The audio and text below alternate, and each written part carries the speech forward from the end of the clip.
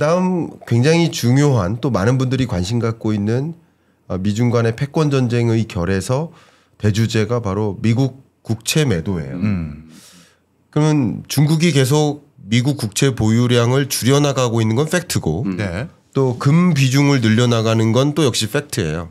이런 현상을 놓고 이 부분에 대해서는 박 교수님은 어떻게 보고 계십니까? 예, 중국 입장에서는 당연히 선택할 수 있는 기저일 수밖에 없습니다. 네. 본인들이 미국에 어떻게 보면 급한 불을 끄는 젖줄 역할을 해주고 싶지는 않은 거죠. 네. 미 국채 발행이 계속해서 늘 수밖에 없다는 게 미 재무부의 견해이기도 한데 2000 거의 뭐 35년까지인가요? 뭐 그 기간 동안 우리는 국가 부채가 더 늘어날 수밖에 없는 구조적인 맥락이 있다. 그게 재무부의 계획, 예상치예요. 네. 그런 과정에서 미 국채를 누가 사줘야 되는데 그걸 가장 많이 사주고 있는 주체 중에 하나가 우리 중국이다. 이러고 싶진 않다. 당연한 네. 거고요. 네. 그다음에 그리고 또 한 가지 원하는 게 이제 본인들이 국제 결제 시스템에서 달러 의존적인 이 구도를 탈피하고 싶은 목적이 있단 말이죠. 네. 그렇다면 그 과정에서도 미 국채 채권을 바탕으로 한 이 의존적인 금융 시스템 여기서부터 벗어나야 되니 미 국채 비중은 줄이고 금을 대신해서 늘려가고 있는 상황은 이거는 분명한 사실이고 확인된 내용이고요. 단 이 과정에서 최근에는 금 비중을 더 늘리는 거에 대해서 이제 부담감을 느낄 수밖에 없는 상황이 돼버렸습니다. 네. 금 가격이 너무 많이 올랐는데 이걸 올려놓은 가장 큰 주범이 본인들이잖아요. 네. 중국. 네. 그러니 이제 이 국부를 관리하는 수단으로 금을 계속한다는 건 이제 부담감이 있어서 아마 이번에 개최될 브릭스 회의 때부터 본격적으로 좀 더 논의할 것으로 보여지는 게 브릭스 유닛, 브릭스 페이 같은 것들에 대해서 좀 더 활성화시키거나 진일보한 계획을 마련하는 것들에 대해서 논의가 있지 않을까 저는 그렇게 전망하고 있습니다. 네. 교수님 어떻게 바라보고 계십니까? 이게 앞에서 말한 이유가 다 플러스 다 맞고요. 네. 다 이어지는 거고 이제 또 중국이 미 국채를 줄이고 금을 보유하는 그 시기를 좀 보시면 지금 그러니까 2011년도가 정점을 찍을 때가 한 1조 3천억 정도 보유량을 했어요. 그러다가 내려가고 지금 거의 한 45% 이상 떨어져 한 7천억, 7,600억 정도 된다고 하니까 네. 그러니까 엄청나게 떨어진 거예요. 네. 그리고 나서 이제 금을 하는데 이게 금을 최근에 그러면 중국이 그러니까 국채를 팔고 금을 이렇게 사 모으는 것 자체가 이제 계속 이어지는데 근데 조금 좀 거슬러 가보면 사실 중국이 금을 보유를 집중적으로 많이 한 게 작년 12월부터 늘어나. 근데 12월부터 지금 12월이니까 지금 지금 연속 8개월째 계속 금을 지금 속도가 좀 빨라지고 있거든요. 그러니까 결국은 아까 우리 박 교수님 말씀하신 플러스 결국은 트럼프에 돌아오는 부분에서 불확실성, 그다음 미중 관계 여러 가지 이런 것을 고려했을 때 위안화의 국제화 등등을 이제 방향성을 가지고 봤을 때 이제 국채를 갖고 있을 때 여러 가지 그러니까 통화의 다변화를 외환 보유고를 다변화를 해야 된다라는 그런 그러니까 심리적인 부분들이 있는 거고 특히 트럼프에 대한 불확실성. 그래서 이게 어찌 될 수 있다라는 생각이 많기 때문에 작년 12월이잖아요. 대선이 확정되니까 그때부터 매우 가파르게 금을 보유하기 시작합니다. 그래서 이제 그런 이유도 있기 때문에 앞으로 그러면 중국의 스탠스는 어떻게 갈 것이냐라고 했을 때 국채를 보유하는 부분 지금의 스탠스에서 큰 변화는 없을 것이다라는 보고. 근데 결국 국채는 가지는 가죠. 근데 지금의 이 속도보다는 조금은 완만해질 수는 있다라고 생각해요. 계속 시그널을 던진다라고 저는 보여집니다. 네. 두 분 의견 정말 감사하고 그러면 제가 이렇게까지 한번 더 질문 드리고 토론을 이어가 보고 싶은데 그럼 정말 중국 입장에서는 기축통화국으로서의 지위에 관심은 분명히 있어 보입니다. 그래서 기축통화국의 지위를 갖기 위해서 달러의 지위를 좀 낮추기 위해서 노력하는 모습이라고 현재 평가를 하신 거예요. 그러면 실제 위안화의 국제화가 가능할 거라고 보시는지 지금까지 평가와 달리 달러의 기축통화국으로서의 패권의 지위를 정말 흔들어 놓을 수 있을 거라고 보시는지 이 부분 어떻게 보십니까? 그거는 사실 어렵습니다. 그리고 중국 내에서도 그게 어렵다고 판단을 한 걸로 보여져요. 그래서 단일되고 예전에는 분명 위안화를 달러의 대체 수단으로 생각했던 적도 있었던 것 같아요. 역의 그 시장도 계속 넓히려고 했었고 위안화에 대한 뭐 예를 들어서 긴급 대출권 IMF에 들어가는 SDR. 예, 거기에도 들어가려는 노력도 하고 여러 가지를 하고 있었죠. 하지만 그런 것만 가지고는 중국 경제가 가지고 있는 구조적인 맥락, 수출로 먹고 사는 국가가 기축 통화가 되려면 수출보다 수입을 많이 해야 되는데 그게 맥락이 안 맞거든요. 그래서 지금 현재 중국이 추진하는 모습은 본인 혼자 하는 게 아니라 브릭스 국가들과 별도의 결제 시스템을 만들어가는데 오히려 방점을 찍는 것 같아요. 이 러시아하고 굉장히 그것 때문에 알력 싸움이 있었다가 항상 이 브릭스에서 뭘 하려고 하면 러시아와 중국이 이 대척점에 있거든요. 주도권을 가지고. 네. 그때마다 인도가 캐스팅보드 역할을 해서 인도가 쏠쏠하게 재미를 봤어요. 근데 이번에 아주 전향적으로 인도, 중국, 러시아가 다 셋이 합의를 본 큰 틀이 통화 바스켓 플러스 비트코인 플러스 금 플러스 이런 걸로 브릭스 유닛 또는 브릭스 페이라고 부르는데 네. 그걸 바탕으로 국가 간의 대차 결제를 하자. 이거에 대해서 큰 틀의 합의를 2023년 카잔 회의 때 했고요. 그리고 그 후속 논의를 아마 이번에 할 것 같아 보입니다. 그래서 단일 화폐를 가지고 국제 통화 결제에서 미국의 달러에 대응하려는 기조가 아니라 통화 바스켓, 브릭스 국가의 통화 바스켓과 금, 기타 개런티할 수 있는 대체적인 것들을 섞어서 믹스드해서 그걸로 하려는 걸로 보이고요. 그러면 나름대로 의미가 있느냐 했을 때 그것도 바로 의미가 있지는 않습니다만 그래도 절대 무시해서는 안 된다. 왜냐하면 이미 G7 국가를 다 합친 시장 규모보다 브릭스 국가의 시장 규모가 더 커요. 네. 네. 네. 그래서 이런 흐름들은 계속 우리가 주의 깊게 봐야 된다. 네, 좋습니다. 먼저 결론을 말씀드리면 지금 이제 기축 통화로서의 위안화 한참 남았다. 그러니까 미국이 보는 중국, 그러니까 미국이 중국을 왜 저렇게 난리냐? 그럼 패권의 중심은 딱 두 가지입니다. 그러니까 군사 패권과 달러 패권입니다. 그러니까 달러 패권은 중국이 지금 아무리 한다라고 해도 쉽지 않습니다. 아까 말씀을 여러 가지 했지만. 특히 지금 스테이블 코인이 이런 방향성으로 가면 중국은 그래서 중국 내도 지금 스테이블 코인에 대한 여러 가지 지금 갑론을박이 일어나고 있거든요. 지금 8월 1일부터 해가지고 홍콩에서 지금 스테이블 코인 지금 조례가 나와서 하고 지금 거기도 지금 막 정신 없어요. 지금 중국 내에서 지금 뭐 지금 스테이블 코인에 대한 이야기가 엄청 많은데 일단 그렇기 때문에 지금 따라가야 되는데 그러면 지금 미국의 대중국 군사 패권과 달러 패권에서 달러 패권을 중국도 합니다. 이거는 긴 시간이 필요하다.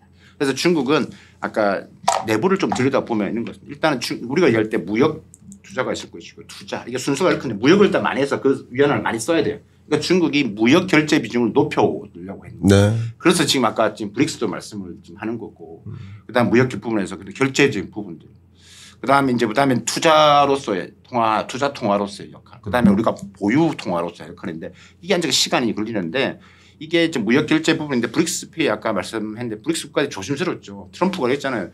감히 탈달러 이야기하면 100% 바로 때리긴다 했기 때문에 쉽지가 않는데 지금 중국이 지금 이제 그러니까 뭐 브릭스 페이도 있지만 사실 중국의 속내는 브릭스 페이를 통해서 자기들이 하고 있던 CBDC 디지털 위안화가 그거는 중국이 전 세계 제일 많이 하고 특허를 많이 갖고 있고 그리고 엠브리지라고 해서 사우디아라비아, 태국, 뭐 홍콩을 포함해서 그다음에 뭐 아랍에미레이트 이래가지고 지금 엠브리지 지금 하고 있거든요. 이런 부분에서. 그런데 이런 것들을 지금 하려고 하는데 쉽지 않다.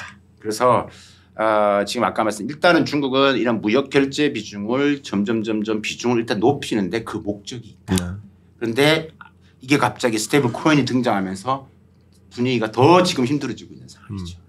그래서 지금 저는 이제 중국의 방향성은 결국은 기축 통화로서 달러 패권에 도전하는 건 원래 목심은 했었죠. 종이 화폐는 내가 안 되기 때문에 그래서 디지털 화폐로 열심히 앞서 나갔는데 갑자기 스테이블 코인 나오면서 시간이 더 필요하다라는 생각을 했기 때문에 그 긴 호흡을 보고 있고 중국에 그러면 대응하는 것은 미국이 중국을 보는 것은 결국 군사 패권. 군사 패권은 뭐 첨단 기술. 그래서 AI.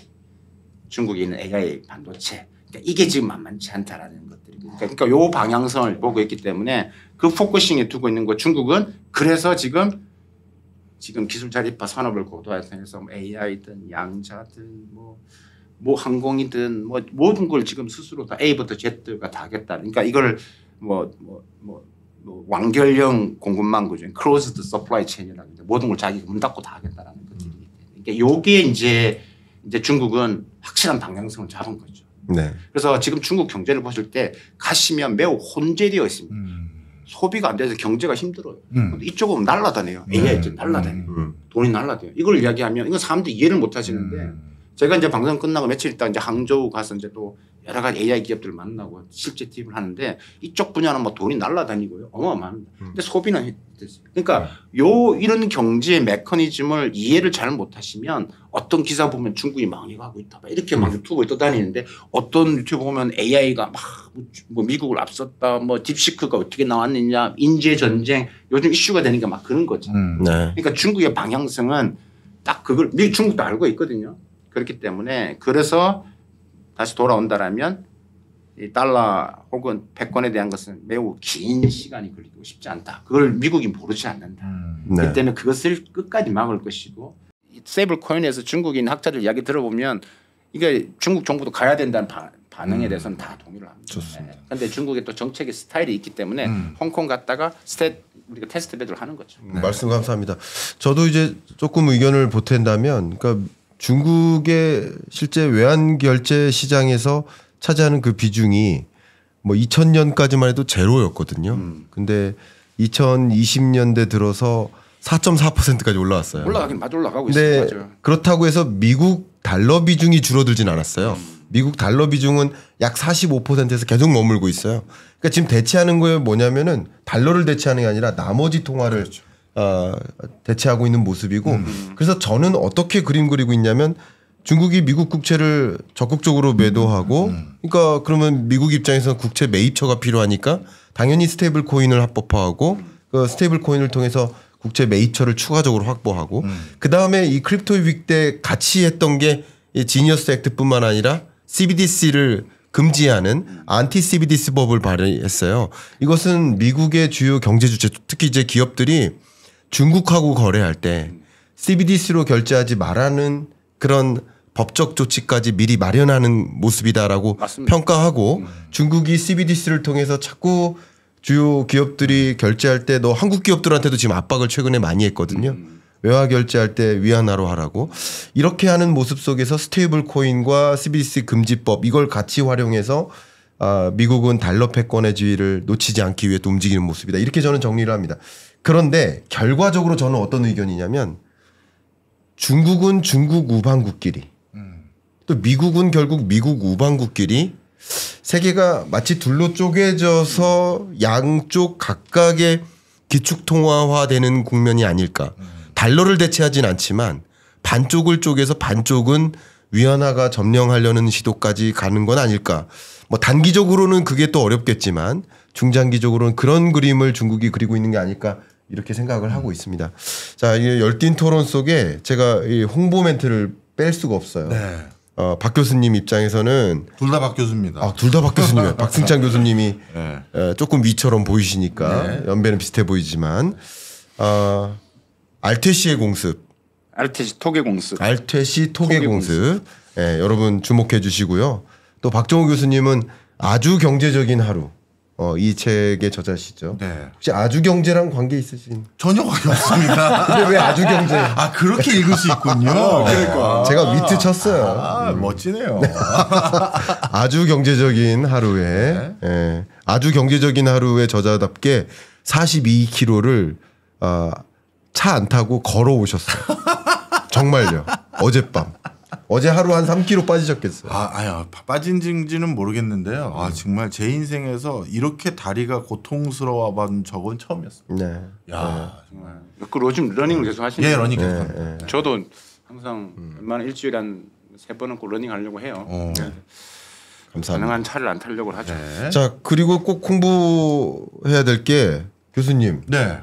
지금 실물 투자 분석학과 네. 지금 절찬 모집 중이잖아요. 맞습니다. 학생들. 우리 경제 읽어주는 남자 구독자분들은 아마 우리 경임남 수업을 오프라인에서 제대로 학위 과정으로 만나고 싶다 이런 분들이 많으실 것 같은데 저희 명지대에서 한 2년 벌써 3년 돼가네요. 3년 전에 신설학과를 대학원에서 만들어보자 하고 만들었습니다. 그러면서 저한테 저 요즘 사실 학과 만드는 게 다 저희들한테 부담이잖아요. 네. 그래서 뭐 안 하겠다 못 하겠다 이렇게 윗분들에게 읍소를 했더니 저한테 권한을 주신 게 다 하나입니다. 네. 제 마음대로 하는 건 아니고 그러면 교수진을 한번 천거를 네가 전적으로 한번 해봐라.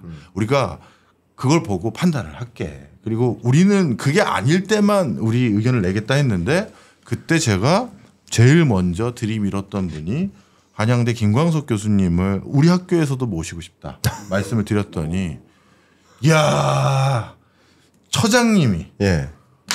가자. 아, 그러셨어요? 네. 대학 원장님이 나 구독자야.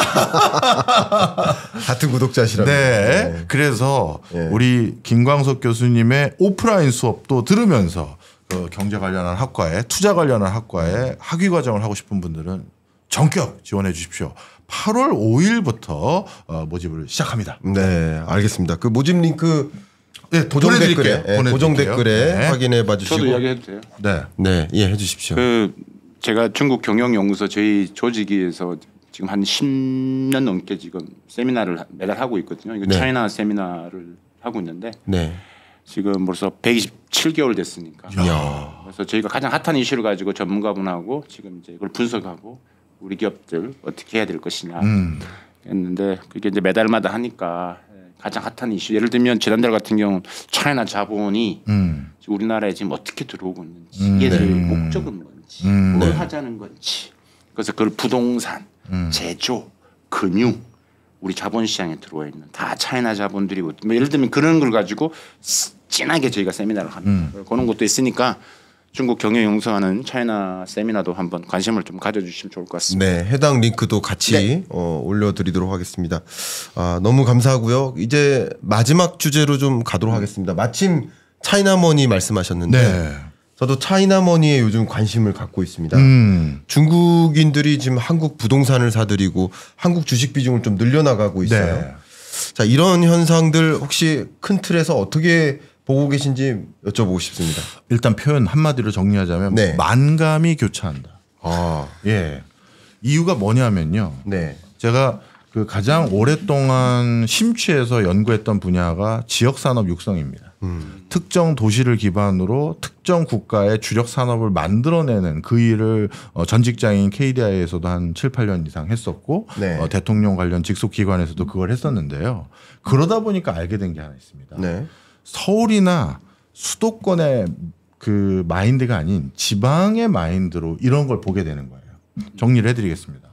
서울 수도권 집값 계속 올라가는 과정에서 중국인들이 들어와서 집 사고 있다. 아유, 이거는 막아야 될 일이죠. 그리고 중국인들이 부동산 사들인다. 이거 막아야 될 일이다. 이렇게만 결론이 날 거예요. 네. 그런데 지방의 시각을 잠깐 말씀드리면 네. 우리 지방은 인구가 계속 줄고 있고 그래서 지역 소멸을 앞두고 있고 지역 통폐합 얘기까지 오고 가는 상황에서 중앙정부로부터 예산을 수혈받거나 우리 기업들로부터 투자를 더 받고 싶은데 아무도 안 해주는 거예요. 호재가 없는지 아니면 내부에서 발굴을 못했는지 그것까지는 제가 함부로 얘기 안 하겠습니다만 네. 아무도 안 합니다. 그런데 이 과정에서 갑자기 중국인들이 와서 여기다 내가 대규모 리조트를 짓겠다. 여기다 대규모 중국인들이 와서 거주할 수 있는 병원을 짓겠다 했을 때 네. 그것마저도 국가의 외국인 투자 관련한 제재, 규제로 막아버리면 이 지역에선 누가 투자해 주는 거죠? 이 지방에는?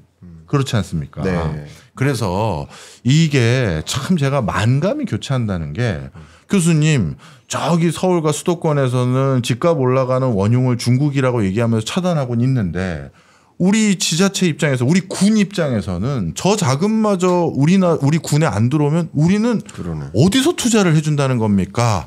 이 소리가 나오는 지역도 있다는 것이 우리가 논의할 때 같이 고민해 주셨으면 하는 바람입니다. 그러네요. 근데 정말 말씀하신 대로 저도 이제 최근 추세를 보니까 주식 비중 늘리는 거랑 이제 부동산 비중 늘리는 거. 근데 이제 부동산부터 말씀을 드려야 되겠지만 실제 최근 2년 동안 중국인들이 사들인 한국 부동산의 흐름을 보니까 90%가 서울, 경기, 인천이에요. 그리고 유형별로 보니까 아파트더라고요. 그렇죠. 그러니까 서울 아파트를 사들이고 있는 거예요. 자, 이런 현상 속에서 오히려 현 정부가 적극적으로 부동산으로 돈의 쏠림을 덜 가게 만들고 주식으로 돈의 쏠림을 갖도록 유도하는데 역시 정책적 기조도 작동이 잘 안 걸릴 수도 있는 거죠. 계속 이런 것을 허용하면. 어쨌든 이런 현상인데 교수님 어떻게 보셨습니까? 이거 저희가 세미나를 했잖아요. 저희 네. 지난달 이거를 정말 진하게 했습니다. 네. 차이나 자본의 조용한 공습이라는 주제로 세 꼭지를 나눠서 했습니다. 네. 첫 번째가 이제 땅, 부동산 첫 번째. 두 번째가 이제 제조 분야에 이제 지금 들어오고 있는 형상. 네. 중국, 차이나 자본 제조도 엄청 들어오고 있습니다. 예. 세 번째가 이제 우리 금융 자본시장 이렇게 세 꼭지를 나눠서 그러네. 그러니까 그때 우리 김광수 교수 모셨으면 좋았을 텐데 정말 많은 분들이 관심을 가지셨고요. 그 리얼한 사례를 가지고 이야기를 했는데 하나씩 말씀을 드리면 일단은 부동산 땅 이런 부분에서는 지금 수도권 말씀을 하셨는데 사실 또 아파트를 말씀하셨는데 서울 같은 게는 미국인들이 더 많이 샀고요. 아파트를 본다고 했어요. 전체적으로 보면 중국인이 56%지만 지역별로 나눠서 보면 서울은 전체 외국인 중에서 미국인들이 아파트를 제일 많이 샀고 경기도 왜냐하면 그 경기도라는 게 우리가 안산, 부천 이렇게 조금 모여 있는 데가 있죠. 네. 그래서 여기를 또 많이 찾고 이랬습니다. 그래서 이런 부분에 있어서의 이제 좀 그러니까 전체 비중은 얼마 안 되는데 이게 이제 뉴스에 나오면서 이슈가 됐고 야 역차별이다. 뭐 120억을 현금으로 와가지고 서울에 있는 집을 막 네. 80년생인가 90년생인가 근데 100이 현금으로 그냥 바로 쏘았다고 하는 거 아니에요. 그러니까 난리가 났는데 그래서 막 지금 국회의원들이 지금 사전거래 허가제해야 된다라고 하는데 근데 이게 그러면 이거 중국 아까 56%예요. 그 미국인 또 많아요. 많았는데 이거 그럼 중국인만 막을 거예요? 그렇죠. 애매모호하거든요. 그렇죠. 미국 이게 그러면 중국만 하면 또 한중간에 외교 문제가 되는 거고 문제가 되는 거라. 그다음에 또 하나가 이게 지금 대한민국이 걱정해야 될 게 뭐냐면 정말 지방 소멸이라는 게 어마어마합니다. 이게. 요거는 제가 잠시 이거 또 이제 제조로 말씀을 드릴 텐데 우리가 차이나 자본 나중에 특집을 다시 한번 해야 될 것 같은데 이게 할 얘기가 많아서 그래. 네. 그래서 아까 우리 박정 교수님 말씀하셨다시피 지방에서는 그게 필요하다고요. 지금 지방 부동산은 비어 있는데 걔들이 와서 그걸 또 붐업을 시키면 좋은 거 아니겠어요. 그럼 이걸 아예 차단해 버리면 이것도 없는 거라고. 그러니까 이슈가 되니까 국회의원들이 막 지금 막 하겠다고 지금 뭐 신고제에서 허가제를 하겠다라고 지금 최근에 뭐 7월 31일인가 뭐 또 지금 국회에서 뭐 또 행사를 하고 막 그러더라고요. 그래서 그런 것들 좀 고민을 할 필요는 있다.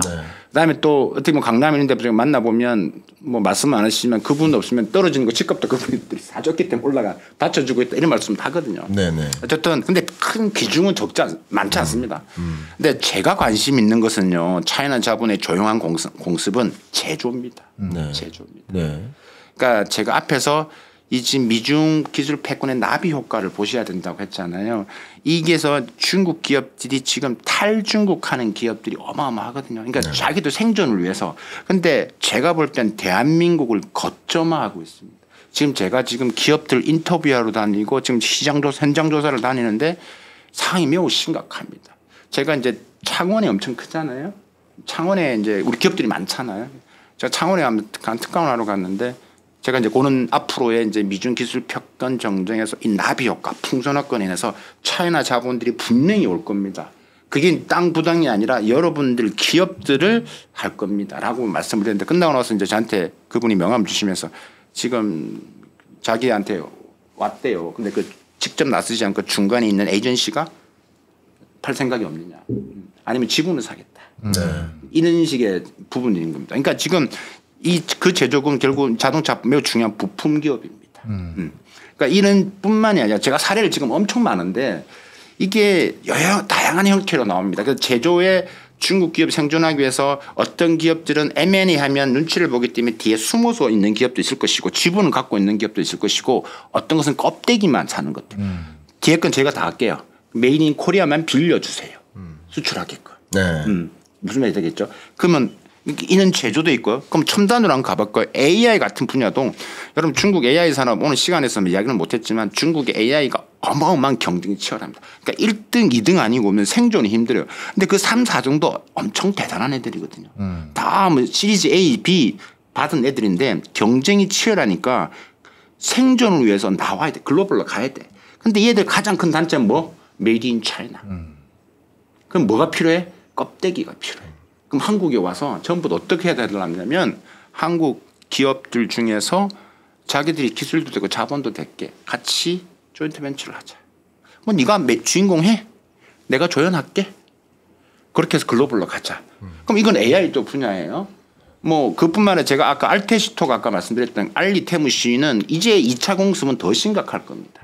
네. 그러니까 하물며 저는 지금 LG전자가 어떻게 하시는지 아시겠죠? 여러분 LG전자 브랜드는 그대로 가지고 중국에 있는 스카이웍스라는 회사와 그 세탁기를 같이 만들고 그러니까 중저가 시장을 들어가기 위해서 거기서 누가 만들고 LG 브랜드를 팔고 수출합니다. 칭다오에 있는 또 중국 가전 기업한테는 우리가 말한 냉장고를 만듭니다. 그래서 브랜드를 가서 팝니다. 그러니까 이런 식의 새로운 협력들, 그러니까 이런 중국의 이런 기업들 제조혁신의 변화로 인해서 이 차이나머니가 제조에 엄청 지금 다양한 형태로 들어오는 게 제가 지금 발로 뛰면서 기업들 인터뷰하고 있는 것들 지금 준비하고 있는 책입니다. 이거를 지금 제가 볼 때 이걸 어떤 식으로 이해하고 고민하느냐 정부가 대처하느냐에 따라서 앞으로 대한민국 제조 강국이잖아요. 골든타임 저는 5년밖에 안 남았다고 생각합니다. 그래서 앞에서 말씀드렸다시피 중국 지난 6, 7년 동안 무슨 일이 벌어지는가 아까 말씀드렸죠. 이게 연골고리 이렇게 되는 겁니다. 그러니까 이게 여러분들이 중국을 보실 때 조금은 입체적으로 보셔야 돼요. 중국의 경제 소비 안 좋습니다. 아까 말씀드렸죠. 근데 재료 혁신은 또 다르게 흘러가고 있다고요. 그러니까 그 변화 속에 그 나비 효과 때문에 조용한 공습이 지금 제조가 다양하게 지금 막 날라오고 있다라는 이야기입니다. 그게 안 보일 경우도 있고요. 숨어 있는 경우도 있고요. 네. 우리 기업이 생존하기 위해서 그냥 화학적 융합을 하는 겁니다. 생존을 해야 되니까 뒤에 숨어 있다. 그러니까 이런 일이 엄청 많기 때문에 제 말이 맞나 안 맞나 정확하게 보십시오. 그래서 이런 것들을 우리가 좀 더 고민을 이야기를 해봐야 된다. 왜? 대한민국 제조를 지켜야 된다. 네. 우리나라가 수출을 해서 먹고 사는 나라인데 그러니까 이런 이야기를 제가 정말 많이 하거든요. 최근에 요즘 방송할 때나 칼럼에서 뭐 이렇게 뭐 간단하게 쓰지 길게 이야기할 시간이 없다 보니까 근데 뭐 그런 부분들의 이야기가 정말 첨단부터 제조도 대기업 그다음에 중견 이 밴드 사이 일어나고 있는데 이게 죽으면 지방인 소멸들 지방도요 기업이 없으면 소비를 하는 거예요. 일자리가 그렇죠. 없는데. 그렇죠. 네. 그다음에 지금 상황이 더 안 좋잖아요. 우리 기업들 다 미국에 나가면 우리 일자리 어떻게 할 겁니까? 네. 제가 너무 이제 책에 나오는 이야기를 많이 하려다 보니 인터뷰를 하니까 기업들의 그런 마음을 듣게 되잖아요. 그러니까 지금도 울림이 큰 게 교수님 저 메이드 인 코리아 만들고 싶습니다. 근데 답이 없습니다. 네. 답이 없습니다. 도와주십시오. 네네. 말씀 감사합니다. 그러니까 저도 이제 조금 추가적으로 의견을 드리면 6.27 대책 워낙 유명한 대책이니까 6.27 대책은 서울로 돈의 추가적인 쏠림을 막고자 하는 거잖아요. 근데 만약에 이런 종류의 대책들을 마련했어도 중국인들은 대출을 중국 현지에서 더 낮은 금리로 대출을 받아다가 한국 부동산을 투자하니까 부동산 정책이든 혹은 여러 정책도 이게 잘 작동이 안 될 수 있다라는 걱정이 한 가지 있고 우려점들을 먼저 나열한다면 그다음에 앞에 말씀하셨던 것처럼 오히려 기업이 없어서 문제고 또 미분양 주택이 문제고 하는 특히 이제 지방 소멸 위험 지역과 그 인근 지역들 같은 경우는 중국인이라도 좀 미분양 물건 사줬으면 좋겠다. 네. 좀 제조 기업 좀 우리 인수해 갔으면 좋겠다. 좀 일자리 좀 만들어줬으면 좋겠다는 그 또 이 시장이 양극화됐기 때문에 중국의 그냥 그걸 자체를 그 현지 지역에서는 거절할 수도 없고 절대적으로 필요한 거예요. 그렇죠. 그럼 이런 것을 고려한다면 그냥 단순히 이게 좀 문제가 되겠다라는 게 애국심에 호소할 일이 아니라 어쨌든 문제점들과 현황을 제대로 인식하고 좀 대응책들이 뭐가 있을까를 좀 고민하는 이런 게 좀 필요할 것 같습니다. 그럼요. 말씀 부탁드리겠습니다. 맞습니다. 사실 어떤 현상을 우리가 그 제도화하거나 정책화해서 어떤 그릇을 만들지 고민할 때는 사회적으로 가장 뜨거운 이슈만 어쩔 수 없이 언론은 다룰 수밖에 없어요. 그건 어쩔 수가 없죠. 그런데 그 이면에 다른 이해관계에 놓여져 있는 사람들까지 같이 고려해야 될 필요가 있다고 생각이 들고요. 그다음에 또 한 가지 이 외국 자본에 대해서 아주 우리보다 자본의 습성을 잘 이해하고 있는 해외 같은 경우는요. 이거를 굉장히 공격적으로 이해하고 활용하는 경우가 있어요. 예를 들어서 지금 중국인들도 또는 중국뿐만이 아닙니다. 뭐 제가 중국만 얘기하는 게 아니라 일본이든 아니면 미국이든 어디든 간에 한국 시장에 뭔가 투자에 관심이 있는 세력이 있다라고 하면 다 들어와. 전폭적으로 우리가 다 지원해주고 규제 완화해주고 다 해줄게. 단 그게 지금 뜨거워지는 서울, 수도권, 인천 지역은 제외하곤 너희들을 위한 도시도 따로 만들어줄까? 이렇게까지 해요. 그러고 난 다음에 어떻게 하느냐. 그렇게 거기에 100층짜리 뭐 50층짜리 뭐 수중 호텔 뭐 전 세계 최고 되는 테마파크 다 지어놨어요. 그거 가지고 갈 겁니까? 무슨 소리 하려는지 감 오시죠? 우리는 엄청난 인프라를 외국 자본으로 갖게 되는 거예요. 그렇죠. 그래서 그렇게 되고 난 뒤엔 그게 우리 땅에 있다는 것만으로 그 다음에 모든 관련 인허가부터 법률적 규제는 우리가 정하는 겁니다. 그렇죠. 그래서 이걸 굉장히 악용했던 해외 국가들도 너무 많아요. 우리나라가 아르헨티나 이민 예전에 정말 많이 갔던 거 기억하실 겁니다. 우리 농촌 지역에서 어려운 청년들 아르헨티나로 이주시켜서 거기에서 중남미 지역에서 농업에 종사할 수 있는 그 한인타운 만들어주겠다고 해서 아르헨티나도 정부 차원에서 가운데에 있는 황무지 개간하는 사람들 필요해서 우리 인력 다 받아갔어요. 그랬는데 한국인들이 생각보다 거기에서 빨리 정착을 해버린 거예요. 그랬더니만 아르헨티나 원주민 농민들이 드디어 클레임이 들어온 거죠. 쟤네들이 우리보다 더 질 좋은 걸 값싸게 만들어서 시장에 내다 팔기 시작했다. 막아달라 했더니만 원래 우리 한국인들 정착촌 결정할 때 아르헨티나 정부에서 약속해 준 게 있어요. 철도 노선을 그 신규 정착지 근처를 지나가게 해주겠다고 했는데 노선을 바꿔버렸어요. 자, 이런 일들을 우리도 해외에서 경험했어요. 그래서 외국 자본은 우리 경제를 와해시키지 않는 거라면 우리에게 플러스 되게끔 우리가 룰을 정할 수 있다라는 것을 꼭 기억해 주시면서 너무 겁만 안 먹었으면 좋겠다. 좋습니다. 우리 그러면 이제부터는 어떤 룰을 만들 것인가에 대한 고민을 좀 많이 해줄 필요가 있겠다. 해야 된다. 예, 그런 생각을 좀 시간으로 모자르다. 맞습니다. 혹시 추가적으로 해주실 말씀 첨언 그러니까 부탁드리고. 부동산 제가 이번에서 세미나에서 느꼈던 게 뭐냐면 우리나라 제도가 비자가 여러 가지가 있거든요. 네. 그러니까 한 5억 정도 투자하면 비자 그러니까 생활할 수 있는 그다음에 또 6, 7억이 넘어가면 또 뭐 영주권 비슷 생활을 받을 수 있는 여러 가지가 있더라고. 그러니까 투자 이민 같은 것도 있고. 그러니까 이제 그런 목적.